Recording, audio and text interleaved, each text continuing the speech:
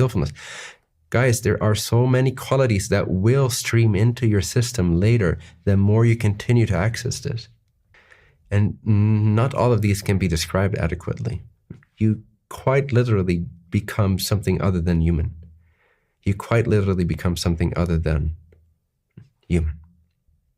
Something bigger, something beyond it, something truer, something more eternal, something that no longer suffers when the body suffers, that no longer suffers when the mind suffers, something that won't die when the body dies, something that doesn't get ill when the body gets ill, something bigger than an ordinary human state of consciousness and the assumption of being a skin filled with flesh and blood.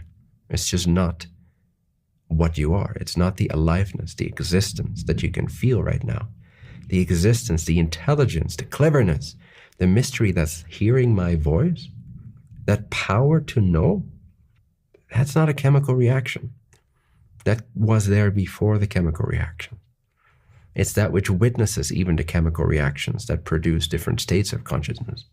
But the power to know, how could a rock ever grow into that? How could water ever grow into that? How could fire ever grow into that? Elementals, materials, substances, chemicals, electrons, they cannot produce the power to know, the power to exist and to know that you are. The power of awareness is an emanation of infinity. It's infinity that became aware of its own nature and then began to express itself in form in all these different ways, all the way down to this construct of a human self within a human civilization on a defined planet within a certain dimension of exploration, within space and time. This illusion has condensed itself to something so precise so that it's made to seem so real, but it never is actually independently real. What's real is this aliveness, this principle of consciousness within you. And it goes deeper than just consciousness.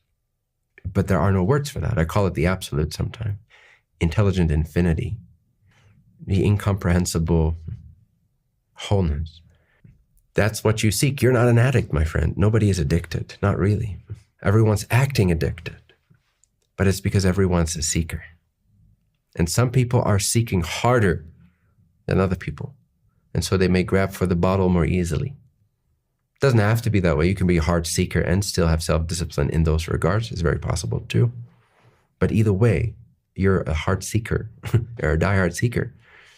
That's why you're here. You're interested. You're curious.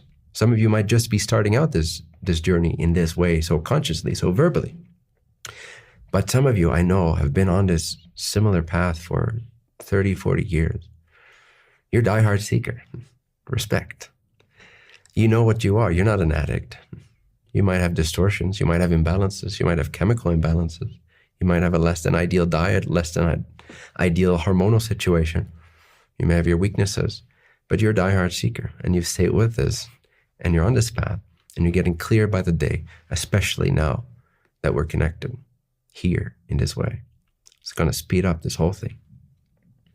Anyway, sorry for the rant here, but that's all to say that you are a seeker, and this is a beautiful thing.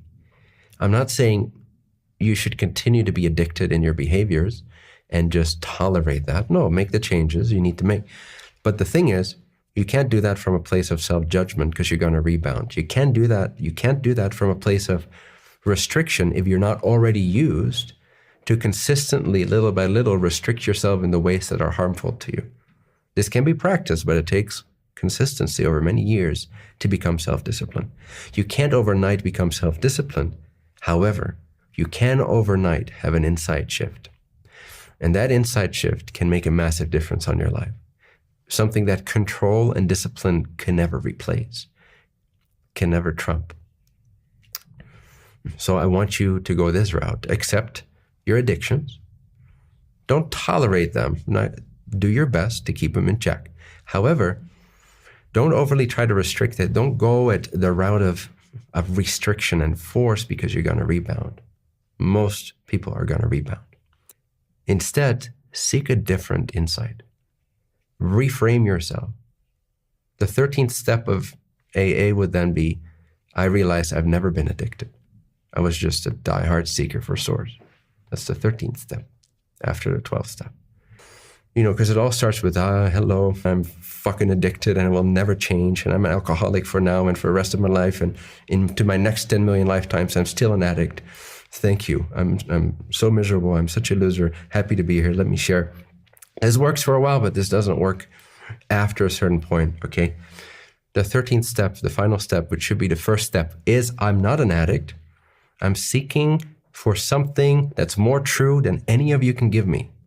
I'm seeking for something that's more true than anything that I could ever experience with my tongue, with my skin, with my eyes, with my ears, with my sense of smell, with my emotions. I'm seeking for the real source of life. I'm seeking for that real clarity, that real empowerment. I'm not an addict. I'm a seeker. That should be the first and 13th step, perhaps the only.